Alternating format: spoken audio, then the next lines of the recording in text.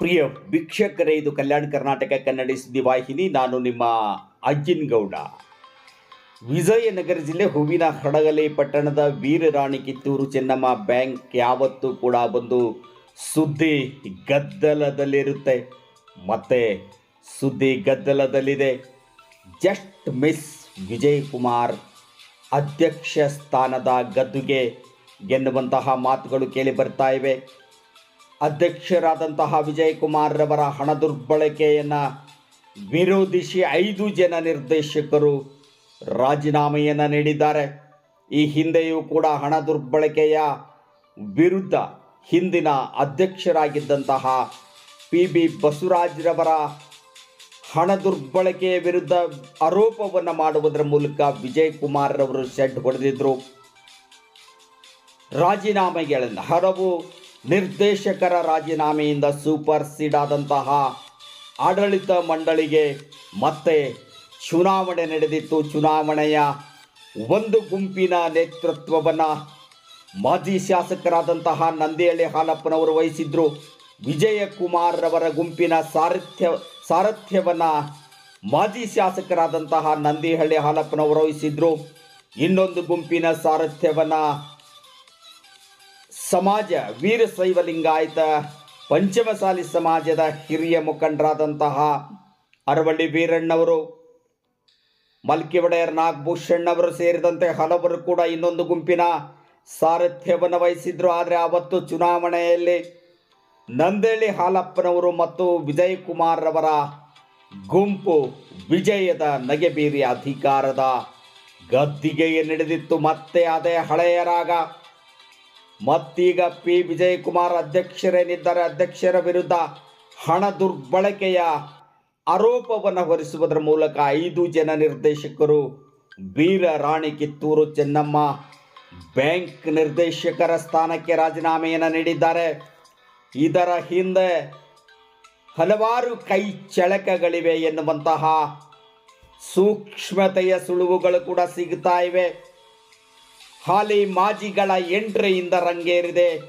ಕಿತ್ತೂರು ರಾಣಿ ಚೆನ್ನಮ್ಮ ಬ್ಯಾಂಕಿನ ಹಣ ದುರ್ಬಳಕೆಯ ದುರ್ವಾಸನೆ, ಕಮಟು ವಾಸನೆಗೆ ಒಗ್ಗರಣೆಯನ್ನು ಹಾಕ್ತಾ ಇದ್ದಾರೆ ಹಾಲಿ ಮತ್ತು ಮಾಜಿ ಶಾಸಕರು ಎನ್ನುವಂತಹ ಗುಸುಗುಸು ಪಿಸು ಮಾತುಗಳು ಕೂಡ ಕೇಳಿ ಬರ್ತಾ ಇವೆ. ಈ ಹಿಂದೆ ಅಧ್ಯಕ್ಷರಾಗಿದ್ದಂತಹ PB ಬಸವರಾಜರವರ ವಿರುದ್ಧ ಆರೋಪವನ್ನು ಮಾಡಿ ರಾಜೀನಾಮೆಗೆ ಮುಂದಾಗಿ ರಾಜೀನಾಮೆಯನ್ನು ನೀಡಿದ ಪ್ರಕರಣವು ಕೂಡ ಜರುಗಿತ್ತು.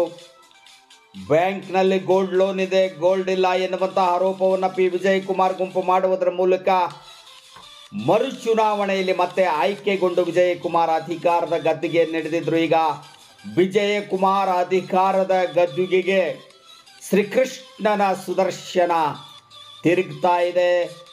ನೆತ್ತಿಯ ಮೇಲೆ ವಿಜಯ್ ಕುಮಾರ್ ಅಧಿಕಾರದ ಗದ್ದುಗೆಯ ನೆತ್ತಿಯ ಮೇಲೆ ತೂಗುಗತ್ತಿಯಾಗಿ ಸುದರ್ಶನ್ ಚಕ್ರ ತಿರುಗ್ತಾ ಇದೆ. ಅದಕ್ಕೆ ಪರಮೇಶ್ವರ್ ನಾಯ್ಕರವರ ಕೃಪಾಶೀರ್ವಾದ ಅಡ್ಡಿಯಾಗಿ ಜಸ್ಟ್ ಮಿಸ್ ಎನ್ನುವಂತಹ ರೀತಿಯಲ್ಲಿ ಅಧ್ಯಕ್ಷರ ಅಧಿಕಾರ ಗದ್ದುಗೆ ವಿಜಯ್ ಕುಮಾರ್ ಮುಂದುವರಿಯಲು ಕಾರಣವಾಗಿದೆ ಎನ್ನುವಂತಹ ಮಾತುಗಳು ಕೇಳಿ ಬರ್ತಾ ಇವೆ. ವಿಜಯ್ ಕುಮಾರ್ ರವರು ಏನು ಸಿಬ್ಬಂದಿ ನೇಮಕದಲ್ಲಿ ದೇಣಿಗೆ, ಫಿಕ್ಸ್ ಡಿಪಾಸಿಟ್ ಎನ್ನುವಂತಹ ರೂಪದಲ್ಲಿ ಪಡೆದುಕೊಂಡಂತಹ 20 ಲಕ್ಷಕ್ಕೂ ಅಧಿಕ ಹಣವನ್ನು ದುರ್ಬಳಕೆ ಮಾಡಿಕೊಂಡಿದ್ದಾರೆ ಎನ್ನುವಂತಹ ಗಂಭೀರ ಆರೋಪ ಕೇಳಿ ಬರ್ತಾ ಇದೆ. ಆ ಹಿನ್ನೆಲೆಯಲ್ಲಿ 5 ಜನ ನಿರ್ದೇಶಕರು ರಾಜೀನಾಮೆಯನ್ನು ಕೊಟ್ಟಿದ್ದಾರೆ. ಅವತ್ತೇನೋ ಶ್ರೀಕೃಷ್ಣನ ರೀತಿಯಲ್ಲಿ, ಅರ್ಜುನನಿಗೆ ಶ್ರೀಕೃಷ್ಣನ ರೀತಿಯಲ್ಲಿ ಸಾರಥಿಯಾಗಿ ಗೆಲುವಿನ ನಗೆಬೀರಿದಂತಹ ಮಾಜಿ ಶಾಸಕರಾದಂತಹ ನಂದಿಹಳ್ಳಿ ಹಾಲಪ್ಪನವರೇ ಇವತ್ತು ವಿಜಯ್ ಕುಮಾರ್ ರವರ ವಿರುದ್ಧ ತಿರುಗಿ ಬಿದ್ದಿದ್ದಾರೆ. ಅಧಿಕಾರದ ಗದ್ದುಗೆಯಿಂದ ವಿಜಯ್ ಕುಮಾರ್ ರವರನ್ನ ಗತಾಯವಾಗಿ ಕೆಳಗಿಳಿಸಬೇಕು ಎನ್ನುವಂತಹ ಪಣವನ್ನು ತೊಟ್ಟಿದ್ದಾರೆ. ಈ ಎಲ್ಲ ಹಿನ್ನೆಲೆ BDCC ಬ್ಯಾಂಕ್ ನಿರ್ದೇಶಕರ ಆಯ್ಕೆಯ ಚುನಾವಣೆ, BDCC ಬ್ಯಾಂಕ್ ಆಯ್ಕೆಯ ನಿರ್ದೇಶಕರ ಆಯ್ಕೆಯ ಚುನಾವಣೆಗೆ ಮಾಜಿ ಸಚಿವರಾದಂತಹ PT ಪರಮೇಶ್ವರ್ ನಾಯ್ಕರವರು ಸ್ಪರ್ಧೆ ಮಾಡಿದ್ರು. ವಕೀಲರಾದಂತಹ ಚಿದಾನಂದ್ ವಕೀಲರು ಕೂಡ ಸ್ಪರ್ಧೆ ಮಾಡಿದ್ರು.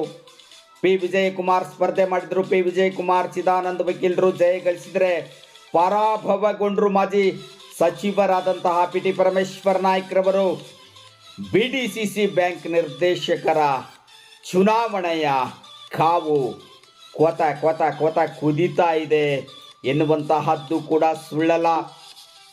ಶ್ರೀಕೃಷ್ಣ ತನ್ನ ಚಕ್ರದಿಂದ ವಿಜಯಕುಮಾರ್ ಅಧ್ಯಕ್ಷ ಗಾದಿಯ ಕುರ್ಚಿಯ ಕಾಲನ್ನು ಕತ್ತರಿಸುವ ಹುನ್ನಾರದಲ್ಲಿದ್ದರೆ ಪರಮೇಶ್ವರ್ ನಾಯ್ಕ್ ವಿಜಯಕುಮಾರ್ ಅಧಿಕಾರದ ಗದ್ದುಗೆಯನ್ನು ಕಾಪಾಡುವಲ್ಲಿ ಯಶಸ್ವಿಯಾಗಿದ್ದಾರೆ ಎನ್ನುವಂತಹ ಮಾತುಗಳು ಕೂಡ ಕೇಳಿ ಬರ್ತಾ ಇವೆ. ಜಸ್ಟ್ ಮಿಸ್ ಆಗಿದೆ ವಿಜಯಕುಮಾರ್ ಕಿತ್ತೂರು ಚೆನ್ನಮ್ಮ ಬ್ಯಾಂಕ್ ಅಧ್ಯಕ್ಷ ಸ್ಥಾನದ ಗದ್ದುಗೆ. ಇನ್ನೇನು ಸೂಪರ್ ಸೀನತ್ತ ಹೆಜ್ಜೆ ಹಾಕ್ತಾ ಇತ್ತು. ಮತ್ತೊಮ್ಮೆ ಬ್ಯಾಂಕ್ ಚುನಾವಣೆ ಎದುರಿಸುವಂತಹ ಸಂದರ್ಭ ಒದಗ್ತಾ ಇತ್ತು. ಕಾದು ನೋಡೋಣ ಮುಂದೇನಾಗುತ್ತೆ ಎನ್ನುವಂತಹದ್ದನ್ನು ಕಾದು ನೋಡೋಣ. ಇಲ್ಲಿಗೆ ಮುಗಿಯದ ಕತೆ, ಇದು ಮುಗಿಯದ ಕಥೆ. ಪಿಕ್ಚರ್ ಅಭಿ ಬಾಕಿ ಹೈ ಎನ್ನುವಂತಹ ಎಚ್ಚರಿಕೆಯ ಮಾತುಗಳನ್ನು ಕೂಡ ಕೊಡ್ತಾ ಇದೆ ಪಿ ವಿಜಯಕುಮಾರ್ ರವರ ವಿರೋಧಿ ಬಣ. ಕಾನೂನಿನ ಹೋರಾಟಕ್ಕೆ ಮುಂದಾಗಿದೆ ಪಿ ವಿಜಯಕುಮಾರ್ ರವರ ವಿರೋಧಿ ಬಣ ಅಂತಾನೆ ಹೇಳಲಾಗ್ತಾ ಇದೆ. ಅಧಿಕಾರ ದುರ್ಬಳಕೆಯಾಗಿದ್ದರೆ, ಹಣ ದುರ್ಬಳಕೆಯಾಗಿದ್ದರೆ ವಿಜಯಕುಮಾರ್ ರವರು ರಾಜೀನಾಮೆಯನ್ನು ನೀಡಿ ಗೌರವಯುತವಾಗಿ ಹೊರಬರಬೇಕು. ಇಲ್ಲ ಅಧಿಕಾರದಿಂದ ಹಣ ದುರ್ಬಳಕೆಯನ್ನು ಮಾಡಿಕೊಂಡಿದ್ದರೆ ನಿಜಕ್ಕೂ ಕೂಡ ಸಂಸ್ಥೆಗೆ, ಸಾರ್ವಜನಿಕರಿಗೆ ಅನ್ಯಾಯವಾಗದಂತೆ ಹಣವನ್ನು ಮರುಪಾವತಿಸಬೇಕು ಎನ್ನುವಂತಹ ಮಾತುಗಳು ಕೂಡ ಕೇಳಿ ಬರ್ತಾವೆ. ಅದೇ ಸಮಾಜದಿಂದ ಹಣ ದುರ್ಬಳಕೆ ಸಲ್ಲದು ಎನ್ನುವಂತಹ ಮಾತುಗಳು ಕೂಡ ಕೇಳಿ ಬರ್ತಾ ಇವೆ. ಪಿ ವಿಜಯಕುಮಾರ್ ನಿಜಕ್ಕೂ ಕೂಡ ಹಣವನ್ನು ದುರ್ಬಳಕೆ ಮಾಡಿಕೊಂಡಿದ್ರೆ ಅದಕ್ಕೆ ಸರಿಯಾದ ಮೊತ್ತವನ್ನು ತೆತ್ತಬೇಕು, ದಂಡವನ್ನು ತೆತ್ತಬೇಕು, ಅಧಿಕಾರದಿಂದ ಕೆಳಗಿಡಬೇಕು, ಇಲ್ಲ ಹಣವನ್ನು ಮರುಪಾವತಿಸಬೇಕು ಎನ್ನುವಂತಹ ಅಭಿಪ್ರಾಯಗಳು ಕೂಡ ಕೇಳಿ ಬರ್ತಾ ಇವೆ. ಕಾದು ನೋಡೋಣ.